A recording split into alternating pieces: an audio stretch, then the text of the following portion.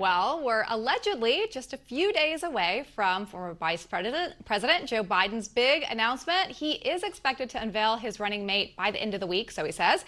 He's already promised that he will choose a woman, so we know that. But which one is the big question, because the list just keeps on growing. To discuss, let's bring in our company Democratic strategist Jessica DeLoach and radio host Chris Plant. Welcome. Hey, how are you? All right, well, this is pretty interesting. I think I can count at least 12 that are on the list. That's pretty big. But we have heard that Biden say that he wants someone who's simpatico with him. So I think this is really going to come down to relationship here.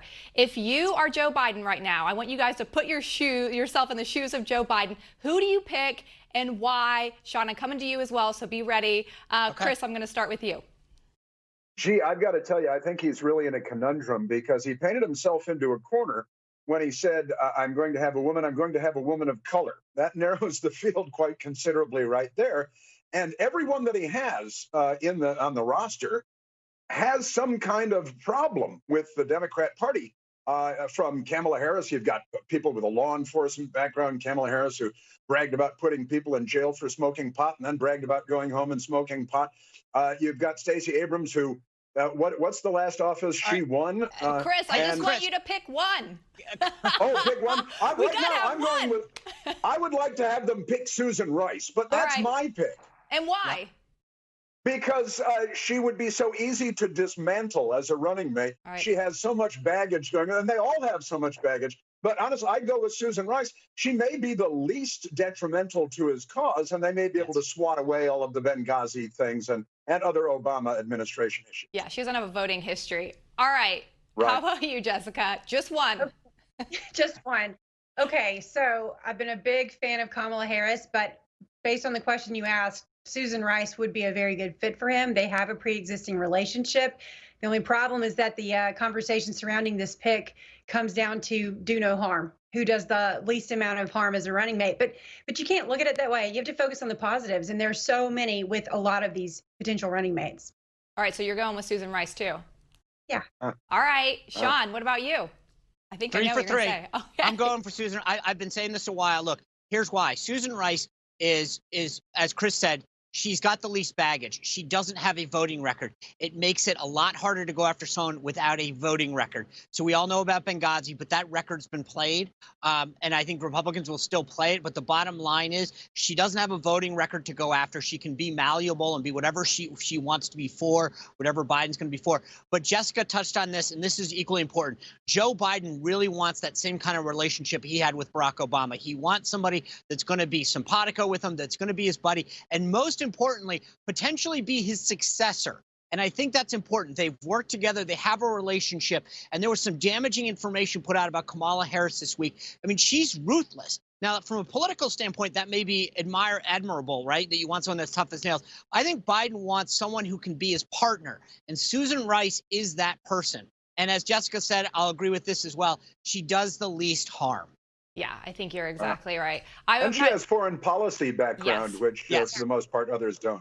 Yeah, that's exactly right. And you think about someone who can take care of Russia and China on day one is definitely Susan Rice. You guys kind of all touched on Lindsay, if I can jump in, not to sound very, very Trump-esque, she looks the part too, right? I think she presents extremely well. She looks like she could be president. And I think that's important. You want someone that the voters feel can step in. She's got the experience and she's got the appeal that really looks like somebody who could step into that job day one. Yeah, I think that's exactly right. And when we talk about the trust of all this, too, you trust that she's not necessarily going to be trying to run for president in 2024, ultimately might end up that way, but that's not her goal. When I think someone like Kamala Harris, you might be concerning that right when, she takes the oath, it's her run for president. But something else I want to get your opinion on, and some of you touched on it a little bit, but Chris, is who does the most damage here? If he picks, who's the wrong person for him to pick that is completely the wrong answer? Well, I mean, I got to say, Stacey Abrams really has got to be at the back of the pack. I don't think she comes off very well. I don't think she comes off as being charming. She comes off as being bitter and resentful. And she doesn't have a good political history in terms of success. Now, the media likes her, but the media will like whoever Joe Biden picks. So that's not really an issue with him. But if I were to put someone in last place, I think it would be Stacey Abrams. All right, Jessica, how about you?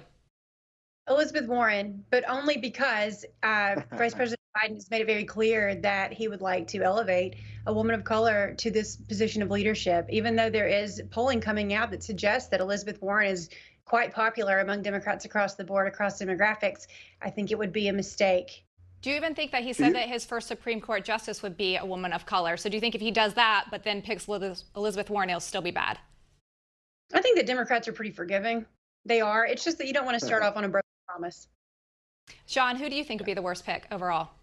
I actually think it's a tie between Stacey Abrams, the reasons that Chris said, and Elizabeth Warren for what Jessica said. Elizabeth Warren, he's promised people of color, black women are the backbone of the Democratic Party. It would be a huge disappointment. He set the expectation bar way too high for that to let it down. And I agree with Chris. I mean, Stacey Abrams just doesn't project like she's ready to step into the office of the president. So for those reasons, I think that both of them are actually bad choices in a tie.